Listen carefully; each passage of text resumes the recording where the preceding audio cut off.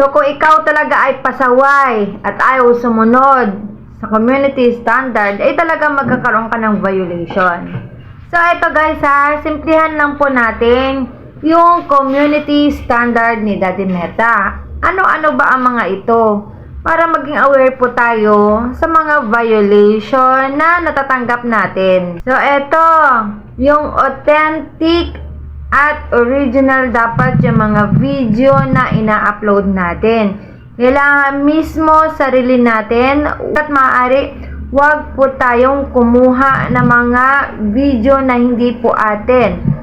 Magkakaroon po ito ng violation na tinatawag na unoriginal content. So ito po ay magiging violation mo kapag nangopya po tayo ng mga video na hindi atin. So napakasimple lang guys ang gusto ni Daddy Meta. Kailangan authentic at original po ang video na i-upload natin. Ito, gusto niya maging safety po yung Facebook natin para sa ating lahat. Iwasan po natin mag-upload ng mga content na alam naman natin na meron tayong nasasaktan, kukontribute ng hindi ka nais-nais, lalo na sa mga kabataan. Privacy! Ito, gusto ni Daddy Meta na maprotektahan yung mga personal information natin dito sa pagre-reels po natin.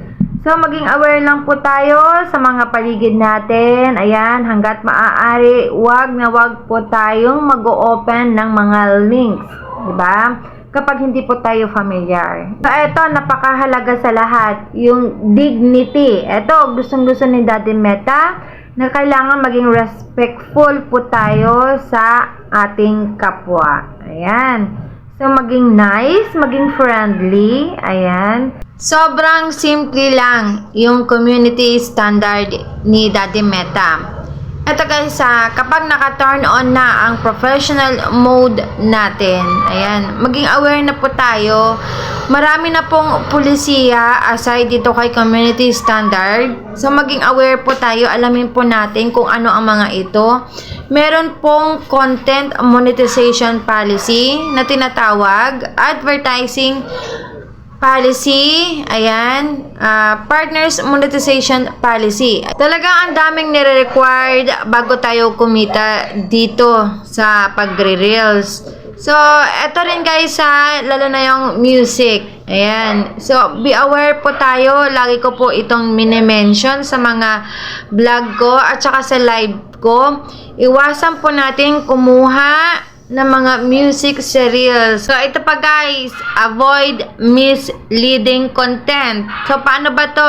Ito yung sa title pa lang, nakaka-catch up na yung attention ng mga viewers. And then, kapag pinanood nila, hindi pala yun yung gusto nilang mapanood. So, tinatawag na watch baiting ito guys So, actually, napakadami pa talaga ito guys. Yung engagement baiting, yung clicking bait, ayan. So, eto, hindi pa tayo familiar dito, So, mas maganda na alamin natin itong mga standard na nire-required bago tayo kumita para maiwasan natin yung violation. Lalo na ngayon na nalalapit na yung October 6, 2023, lalo na sa mayroong mga ads on Reels, diba? Kapag meron silang violation, hindi na sila makakapagsahod. So, very sad ito para sa mga content creator natin. So, napaka-importante na magbasa-basa na po tayo ng mga standard o yung mga policies ni Daddy Meta para maiwasan po natin magkaroon ng violation. So, good luck po sa ating lahat.